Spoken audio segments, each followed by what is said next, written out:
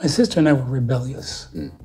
Every whooping we got, we deserved. And we were so rebellious, we decided to run away. We ran away to the attic. You ran completely away. Up to the attic. Took 2 sandwiches, two milks. We took Spotty the dog. Oh, wow. Parents came home, Dookie, Sissy, where are you? We didn't say nothing. My mother started crying.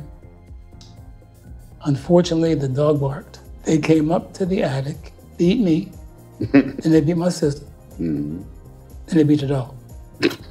The dog was like, what the fuck? What'd I do? So hear what I say, for it is the truth you seek.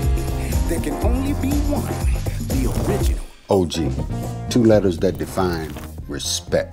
Welcome to the original OGs. I created the original OGs to document the forgotten parts of American history. I want to recognize and give a voice to the men and women that have climbed to the top of their game. Believe me, the men and women that sit in front of this marquee have been authenticated as original OGs. My name is Mr. Rick. Welcome to my world, a world of the originals, the unique. Welcome to the original OGs.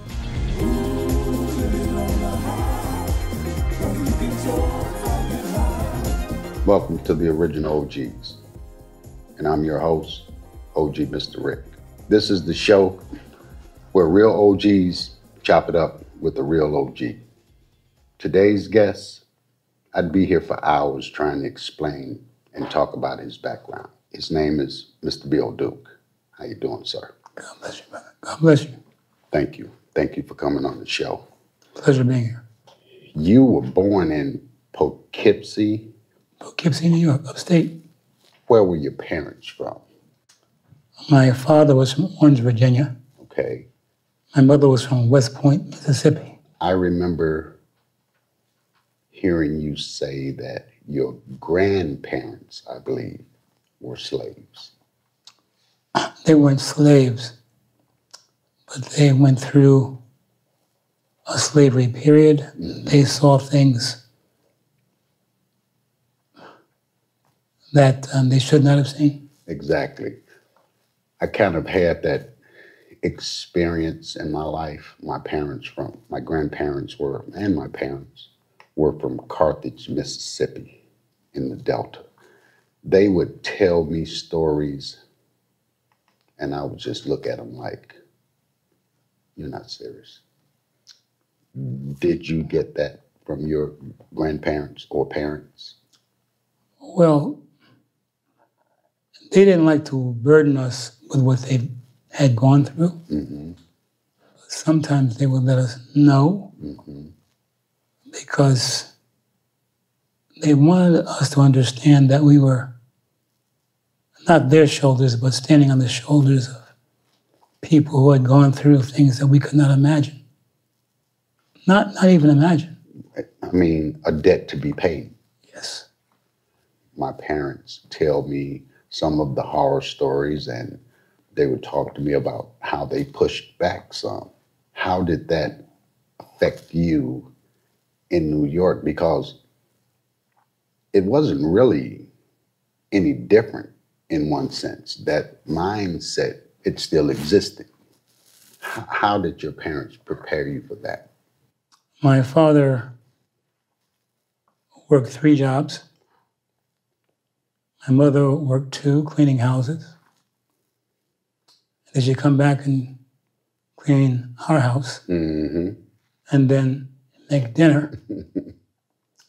And you were not allowed to make any excuse of any kind for not doing what you were supposed to do. And then you could not roll your eyes, suck your teeth, drag your feet. Hey, wait a minute, let me interrupt. You could roll your eyes. One time. You wouldn't want to roll them again. No. No second rolls. You rolling your eyes at me? I know that language well. You rolling your eyes at me? You dragging your feet? You slammed my door? Okay. It sounds to me that you were very fortunate in a household that gave you a very good foundation. What was it like in your childhood? Well, from the social side, my first day in school, I was in kindergarten. Mm-hmm. Everybody was asked to stand up and say their name. Mm-hmm. And I did that. At lunchtime, I said, my name is Bill Duke. And at lunchtime, at the lunch table, because I was the only black child in the kindergarten class, the other kids would say to me, they would mock me and they would say, everybody stand up and say their name. And a little white guy stood up to me and stood up, and he was me, and he says, my name is Bill. And they said, Bill what? Bill nigger. But from the family side, my sister and I were rebellious. Mm. We deserved I'm sorry to say it, every whooping we got, we deserved. And one day we got a whooping, and we were so rebellious, we decided to run away. Oh yeah, that worked out, didn't it? We were so stupid, we ran away to the attic. You ran completely away. Up to the attic. Took 2 sandwiches, two milks, and we took Spotty the dog. Oh, wow. Parents came home, Dookie, Sissy, where are you? We didn't say nothing. Wow. My mother started crying. Unfortunately, the dog barked. End of your charade. They came up to the attic. First, they took down my sister. They took down me, and hugged my sister, kissed my sister. I'm so glad you're okay. They took down the dog. Then they beat me. Quite naturally. Then they beat my sister. Mm-hmm. Then they beat the dog. The dog was like, what the? What'd I do? You didn't bark soon enough. You didn't bark.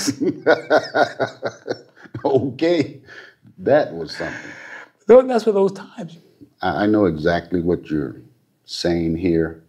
And what you're describing when you say the first day in school and all of that, that's evident that that state of mind, that nigger state of mind was in the North, because that child didn't think of that on his own. He heard that most likely in his household. Yes. And carried it. How did that affect you in your development? Well, it's kind of complex, but it's the truth. I grew up as a racist. Understood. I hated white people. I mean, the history and how we were treated and how my parents were treated, etc. Maybe I just hate white people. Understood. And so in high school, I hated every white person I saw. But I was tall, dark, not very popular, and I wrote in a journal my feelings. And I used to write it in my English class. And Miss Walker, the English teacher, told me, I went to class, you couldn't read my journal and just pay attention to the class. I ignored her. She was white. She was racist in my mind. So one day I was writing my journal, and she took my journal, snatched it from me, and told me to leave. I left, and I hated her. Next semester in the English class, she came back, gave me my journal, and gave me another book. I said, what is this? She said, open it. She had taken 2 of my poems and put them in a poetry contest. You didn't even know she had read them? No. Confused the hell out of me. Did you win? I know, but the fact that it was in a national poetry book Right. was, and she did that. They did take your poem and put it in the book. Yes. You think that might have helped your journey to end up where you are now? I think it did the great deal. And the second thing that happened when I was in college at Dutchess Community College, you know, it was still kind of racial, you know, etc. And I got a scholarship to Boston University. Mm-hmm. So I went to BU for the first year, and it paid for my classes, but I didn't have enough money for room and board, so I was going to come back to Poughkeepsie, stay for a while until I have enough money for room and board. And the president of the university, Dr. Hall, heard that I was doing that, and I was visiting the college one day. He says, "Dude, come to my office." I go into his office. "What do you want, Dr. Hall?" And he said, "I hear you're thinking about coming back to Poughkeepsie and not going back to school." Wow. I said, "Yes, sir." I said, "I don't have any money for my room and board." He says, "You're not coming back to Poughkeepsie." I said, "Dr. Hall, I gotta go." He says, "Wait a minute." He goes into his vest pocket, pulls out a check. I said, "What's this?" It paid for my room and board for the whole year, 2 years. And you completed college. Yes. So racism becomes complex Yeah. once that occurs. Yes. You're confused. How did that happen? Okay. That's the truth.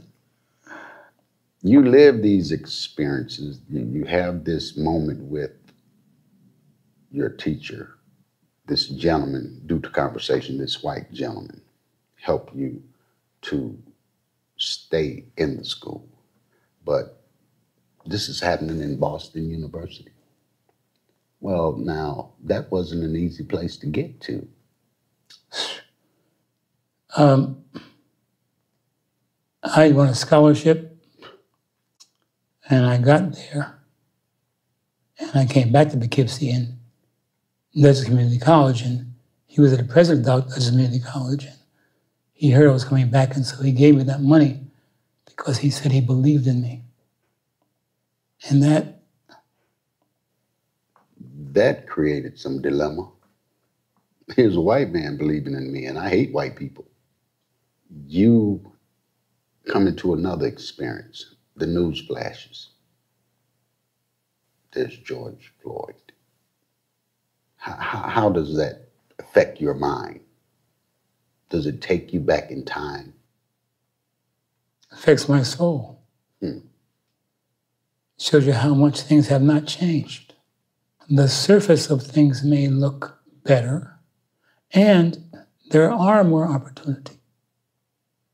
There's a lot that has changed. Not the subject matter. A lot has not changed, and my daughter just had a baby. His name is Braylon, and a constant question stays in my mind. What are we leaving our children? Scary. We have a greater responsibility than just our own personal gratifications. Exactly. What are we leaving our children? Don't we care? It's a horror story. And I never followed your career. Your career most likely followed me. And the things that I saw, I always said to myself, now this brother here, he always communicates these strong roles. He speaks out in ways that people in Hollywood of our color doesn't speak out. They don't voice it the same way. You speak out in a way that most Black people say, ooh, you better not say that. But you say it. That's why I don't work as much as I should. Oh, okay. So you take the hit. Well, you know, there are a lot of people that respect the fact that I speak my mind and my heart. Yes. I don't like getting too political because I need to work too to pay my bills. I believe that. And there are certain people that have been incredibly kind to me and hired me because of my talent, never allowed me to be who I am. And I love them for it. I mean, David Jacobs and other people that hired me on a lot of great TV programs. I was the first Black director on Dallas. I'll tell you a funny story. I was the first Black director on Dallas, and I drove up to the gate. I had an old car, but I washed it and polished it up. My briefcase, and I had a jacket on. Feeling powerful. Yeah. So I rode up to the gate.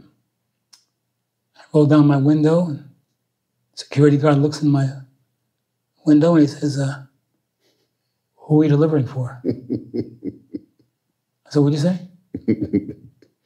You heard me, boy. He said, who are you delivering for? I wanted to say, and I've said this in a lot of interviews, what I wanted to say, I'm about to deliver a can of whip ass to you. But if I had said that, I would have been the angry black man in Hollywood. Exactly. But instead I said, I'm delivering my talent as the first Black director on Dallas. The most rewarding thing was the look on his face. Wow. Just cracked. I need to experience that a little bit, because we're talking about, here you are getting ready to be the first Black director for Dallas. Had you already directed Falcon Crest yet? No. No. Dallas is the first. You're from New York, Poughkeepsie, New York. You're getting ready to direct Dallas. This is about as white of a world as you can get in. Right. Been there. Very good people, but it's a white world. Yeah. Yeah. And here's a Black man getting ready to translate their story. How do you set your mind for that? One of the things that I was fortunate to have, Aida Tangamana was a good friend of mine, and she taught me something called transcendental meditation, which saved my life and still does today. Beautiful. And what it teaches is not only our differences, but our familiarities, our humanity. And you see all these wealthy people with power, and you ain't got to look far to see that they suffer too. Exactly. And what you know, all that money and all that sham and all that cars and houses, that they still suffer too. Exactly. Our humanity is very familiar with all of us. This show has the intent to define what a real OG is, what an original OG is. My partner and I have developed a method to ensure that if someone should sit in front of this OG logo, that they have been authenticated and found to be true in their history as far as what an OG is. There's something we always talk about on this show. Just so happened there's a movie being released in the theaters about the subject matter. And I'm sure you're very familiar with it, about the life of Emmett Till. Now, I heard you say that you were 12-ish when this happened. As a young child at that age, hearing and seeing that on the news and the papers, however it was, what did that do to you inside? And how did you cope with it? I don't remember my exact age, but all I remember was that face. That face. And at the funeral, that great mother, that brave woman, would not let them cover that coffin with the top because she wanted everybody to see what the hell they had done. Yes. There were so many Emmett Tills, not taking anything from Emmett Till, but I'm just talking about our plight. It's happening today. Thank you very much. This is one of the preludes to why our people use as many drugs as they do, trying to mask a history of Emmett Till. I mean, this is a long journey. This didn't start with Emmett Till. It makes the world aware of it. But if you go back in time, this was normal practice. I'm conflicted with this topic in the sense that what's being done to us is one thing.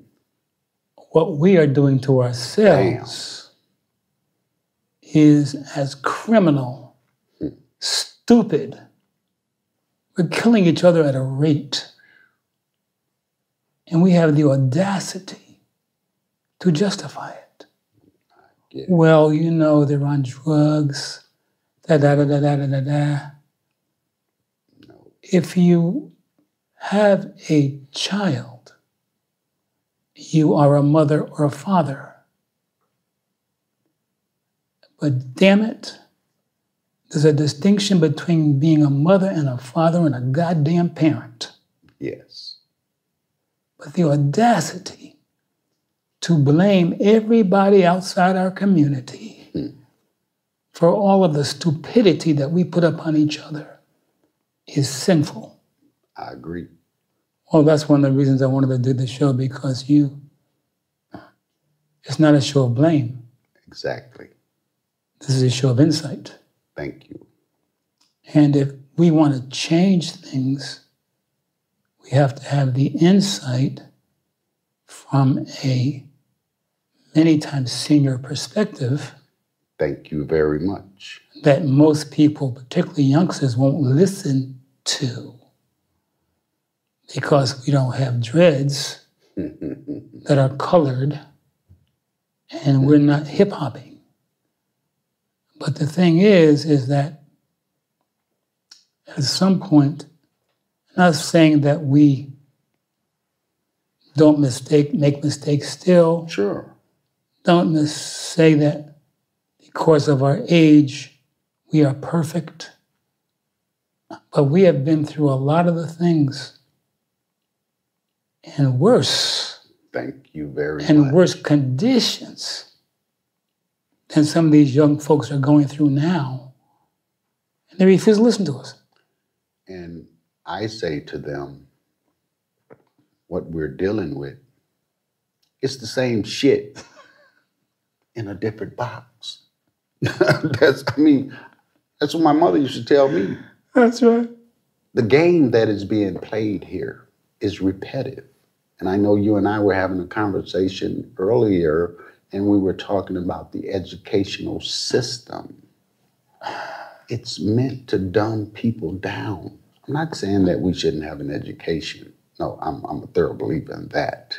But I'm saying when you come in our communities, the things that they employ us with in the school system is ridiculous. We fast forward to Deep Cover.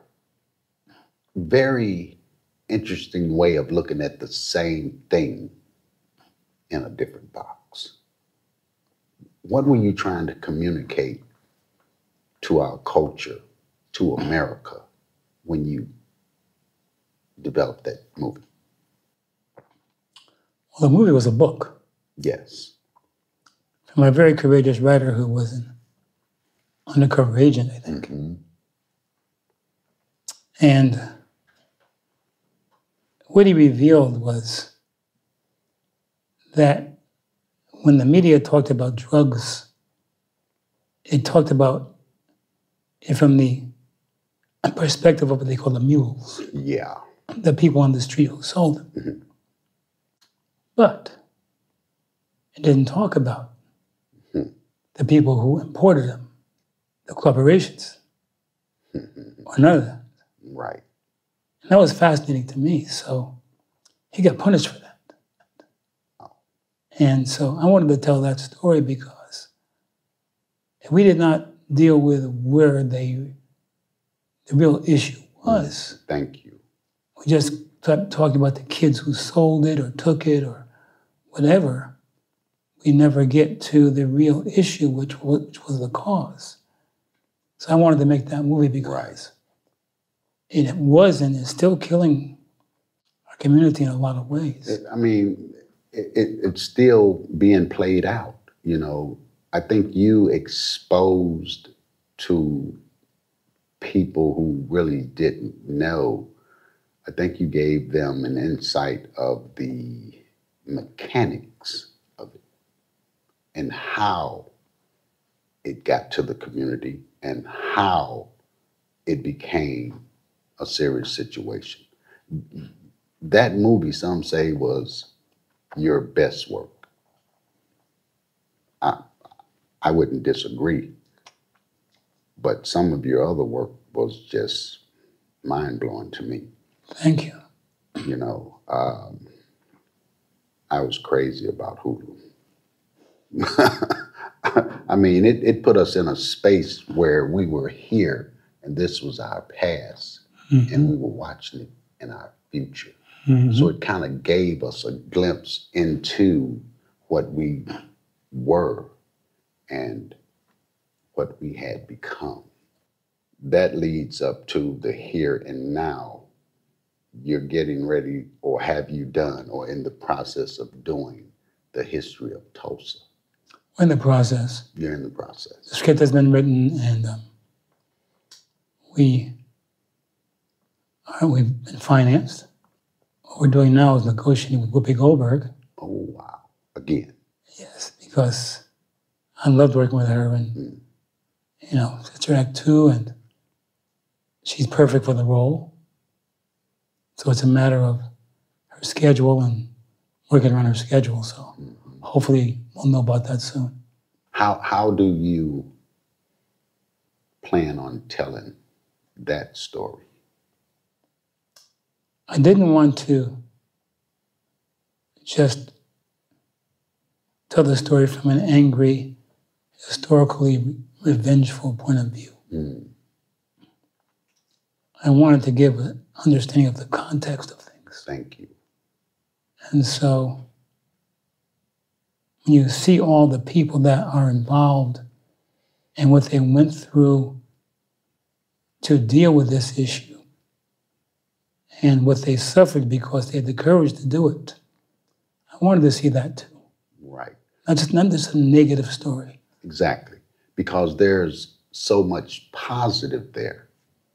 We have to focus on the ambitions, the integrity, the motivation of people being in a condition that was totally against them, but yet were still able to build something magnificent. Courage. And to the point that it created so much hate that they had to destroy it.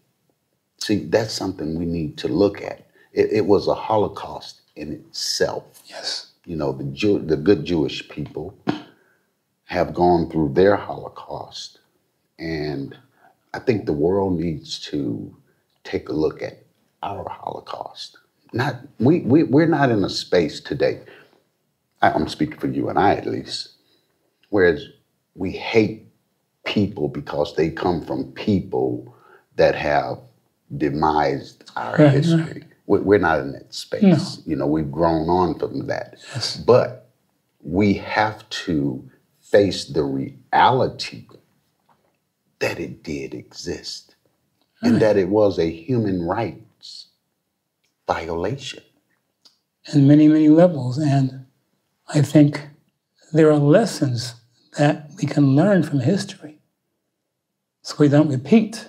Exactly. And I don't know if this is true or not, But a friend of mine told me they're trying to take Black history out of school because it's making young white children feel guilty. We should never, ever forget the Jewish Holocaust. And we should never forget the Holocaust that's been imposed upon us. I'm in total agreement. And so I just feel that somehow we have to fight for ourselves, educate, and I'll say this again, take on a greater responsibility. Thank you. And I get in arguments with friends of mine all the time about this. They talk about, well, you know, our children have been through so much. How can they fight back? Because, how can they take responsibility for their day-to-day activities? And they don't have a father in the house. And we have these very heated discussions. I'll call them discussions. But they don't want us to take responsibility for anything. I'm strongly in agreement with you. We have to take responsibility as well as America has to take responsibility. Yes. Good people are good people. Pardon the language, assholes are assholes. They come in all colors. They all smell the same. I agree 1,000%. And there are Black historians and people of color that totally disagree with what you and I are saying. Oh, well. And find us to be ignorant, even having this conversation. You think. You think. We're just old people who don't understand the reality, don't understand what we have seen and gone through and continue to go through. Because they think they're young and we don't understand what they're dealing with. Well, let me exploit some of our ignorance. I did an interview with Reverend Jesse Jackson. The history that he gave us on this show was so compelling that it caused him to take a journey, a lifelong journey, to become a politician so that he could try to get amongst the people that make the decisions so that they could make our world a better place. That's how ignorant you and I are. Mm-hmm. But he said that was his goal in life. Mm-hmm. I think that that's an intelligent approach. We need more of him. We need more people who will speak up, no matter what the results are from us speaking our true minds, from our experience, no matter how we are tossed away like irrelevant because we're not born in this period of time. Because how could we possibly understand what they are going through because we're in our 50s, 60s, or 70s. Yeah, you think. We're just ignorant, old savages that should shut up. I ain't shutting my damn mouth.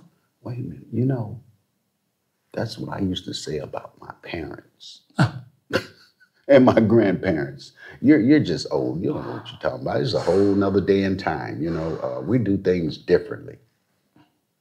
I've become them. Yes. Because my reality has had enough experience to unite with their mentality. Yes.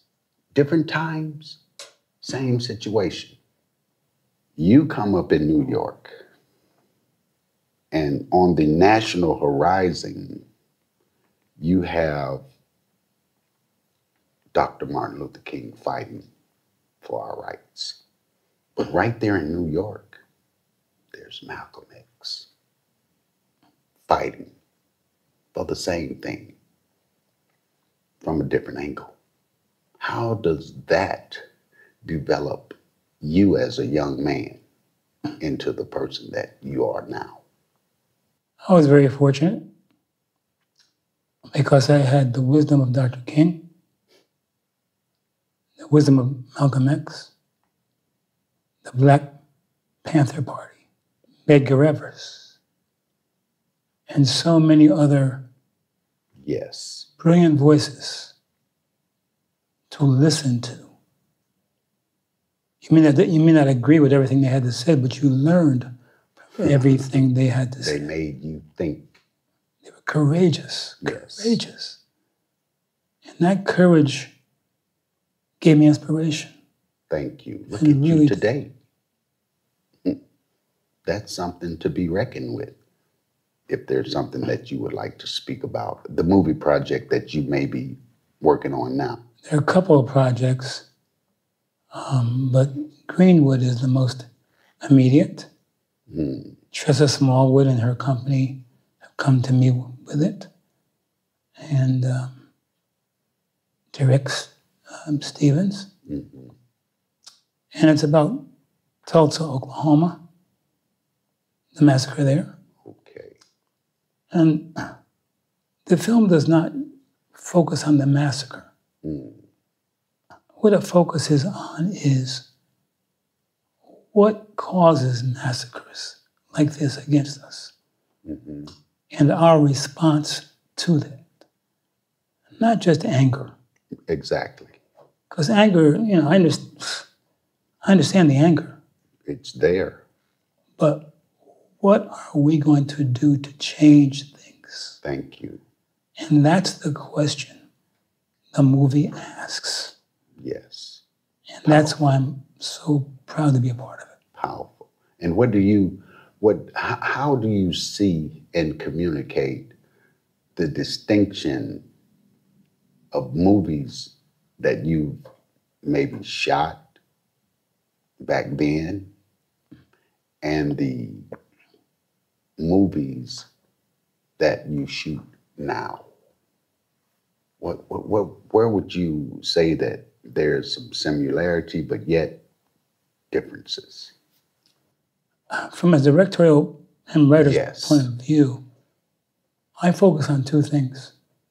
Because I had the good fortune to go to the American Film Institute and BU and AFI and NYU.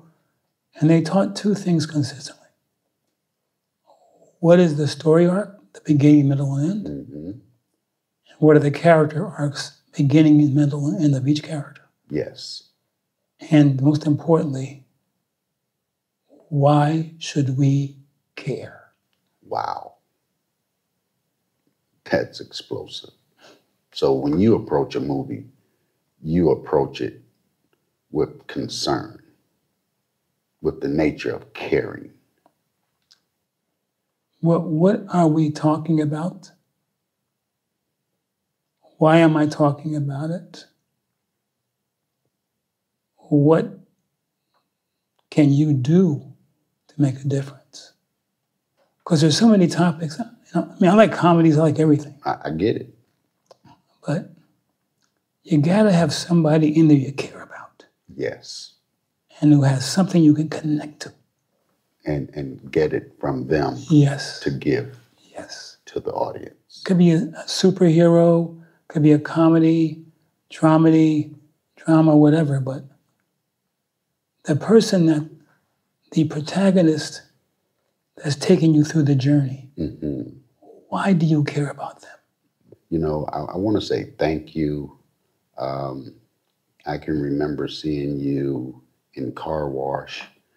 That was so powerful. The character, see, I'm going to wrap it up with this. That guy back then was not a guy that was being exposed to society. And when you played that role, it gave me, and I think many others, a sense of courage. Thank you. A sense of being. Thank you. You know, and it all came together so well when the elder gentleman had to really bring him back a little bit. Hey man, you know, this ain't the way we do this, brother. I feel the same thing you feel, but I express it differently. See, that's powerful today. Yes. You know, and you've become so many characters and you've given us so much. All I can say is, thank you, brother. God bless you, man. Great show, great questions. Thank you so much. Thank you very Appreciate much. it. Thank we you. honor you. Honor you also, and thank you. I hope you enjoyed this show. This was a legendary show being done with a legend across all walks of life. Thank you very much, not for doing the show, but for giving us your life. Thank you. God bless you. That's it. That's all. We have created this show so that men and women alike can come forward and tell their truth. If you have people that you believe to be an OG, go into the comment section, write us, let us know where to find the history so that we can authenticate it, bring them on the show, tell their story so that we can add to the American history. That's it. That's all. The original